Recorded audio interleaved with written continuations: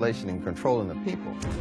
You had a ship full of African men, women, and children who were at the mercy of the captain and all the sailors on that crew.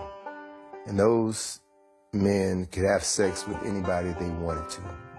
The women, the children, and the men. You had to see 3 months tied down with these white men.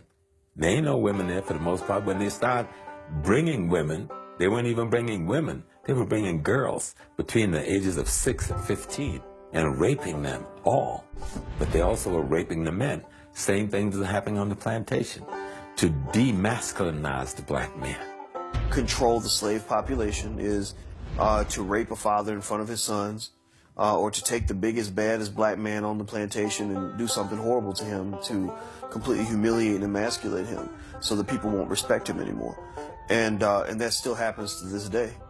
In the Caribbean, they had seasoning plantations, which were plantations used to break the slaves. And one plantation, or one place that had a lot of seasoning plantations, was Jamaica. And people have to wonder, what were they doing on these seasoning plantations that was worse than what was happening on the regular plantations? Well, one thing that they were doing on these plantations, especially in Jamaica, they were doing a process called buck breaking, where the white supremacist slave owner or the white supremacist overseer would literally rape black men in front of the whole black population in order to break his spirit, in order to break him down as a man, in order to show dominance against him, in order to show the rest of the black population that this is not your leader. I just made your leader submit to me sexually. And this happened a lot in Jamaica. This is why homosexuality is so looked down upon in Jamaican culture today. And it was a way primarily of cutting down those who would rebel.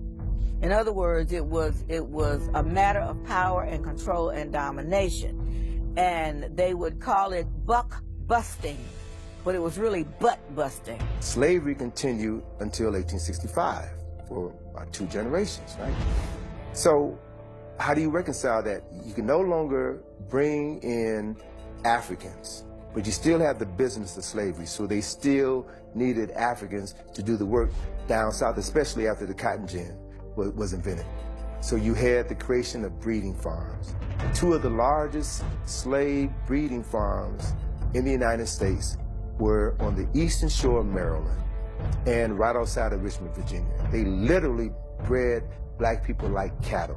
They would have a strong black man have sex with a healthy black woman. That woman could be his mother, his sister, his aunt, his cousin. It didn't matter, because the end product was produce a child that I can sell, bodies that I can sell and ship down to Mississippi, Alabama, Georgia, South Carolina, North Carolina. It was a business. We had breeding farms in the United States that would put one person from one plantation against another.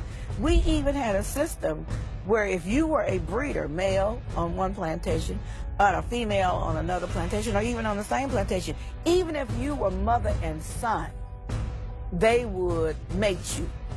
And so I tell a lot of my patients and a lot of my friends, you got to stop using the MF word, because that was a description of what actually happened when the paper bag would go over the head to put one breeder against another when they were related.